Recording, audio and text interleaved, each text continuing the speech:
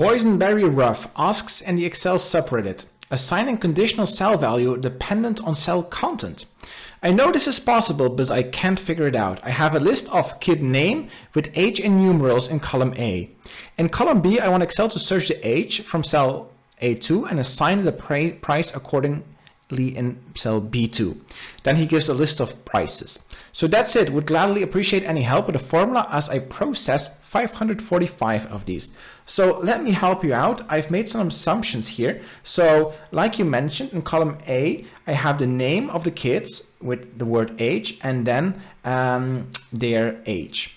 And then I have another column, and you would have to construct this yourself, I assume, with the ages and the prices. Now, for the age, I've always taken the lower bound, right? So if you're at least 2, then the price is 75. If you're at least 12, then the price is 150, etc. Now, you could add some additional ones to handle the edge cases where somebody's below 2 and above 17 in your example, but I don't think that's really necessary. Now, the way to solve this is mostly through an XLOOKUP function. So let me show you that. So let's say we are able to extract the ages like this, so 7, 3, and 11. And now I can use an XLOOKUP function. An XLOOKUP function takes 3 mandatory arguments. The first one is a lookup value. So that's the value you want to be looking for. In this case, that's the age of the kid. Now we need to provide the lookup array. That's where we will be searching for the lookup value. So this is a list of the ages of the kids. So this is this age column over here. And then we need to provide a return array. That's whatever we're looking for. In this case, the price. So that's what I select. Now, this will not necessarily work all the time. Now, for the first one, it will work. But if I pull this through, and of course, I make sure to fix my references with the shortcut F4. So I put $signs in front of the letters and the numbers. That way my references stay absolute that refer to my table and they don't shift down. So if I now pull this through, you'll see that I get some errors for the other ones. And the reason why that's happening is because while 7 is exactly here, so it finds 7 and it gives 100, 3 and 11 do not appear in this list.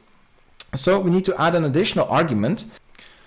So what we need to provide is the match mode. By default, this is an exact match, and that's why we're getting these errors, because it's not exactly finding the age. What we're looking for is exact match or next smaller item, and so we indicate that with a -1 as the 5th argument. So if I press OK now and I pull this through, you'll see that we actually get the correct value. So a kid age 3 will pay 75, a kid age 11 will pay 125. Now, because our age bounds here are the lower bounds, right? So it's from 2 to 6, from 7 to 9. These are the lower bounds. That's the reason why we need to pick the next smaller item. If these were the upper bounds, then we had to pick the next larger item. So be careful on what you pick there, depending on how you structured your lookup table. Okay, this works. So now all that's left to do is to extract the age from this text string over here. So how we can do that is with the write function. What the write function does is it takes as input a piece of text and a number of characters you want to extract from the text starting from the right. Now, I assume there are no kids above 100, so if we extract 2 characters, that should always work. So now we can simply pull this through, and you can see the age is being extracted. Now, there's one minor problem, is that when a kid has an age that only consists of 1 character, we're also taking the space before the age. And so to get rid of that, we can use the trim function. So the trim function gets rid of all preceding and also spaces after the text itself. So as you can see, when I use the trim function, the space is actually gone. So there we got the ages. Now we need to combine this with the XLOOKUP function. So we do an XLOOKUP of the age like we just gotten. Then we use the lookup array, that's the age, the return array, that's the price, and then we specify that the match mode is a -1, meaning exact match or next smaller item.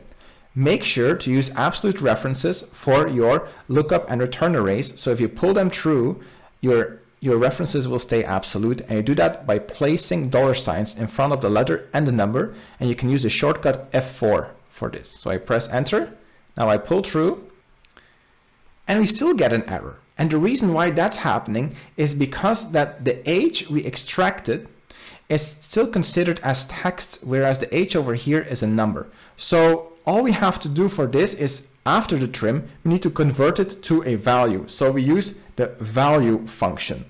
So we wrap this all in a value function, and now this should work. Yeah, it looks good. I pull it through and it actually works.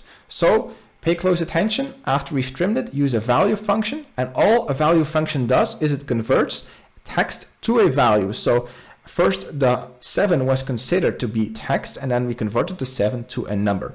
That's just how data types work in Excel. So with the value function, we can get rid of that.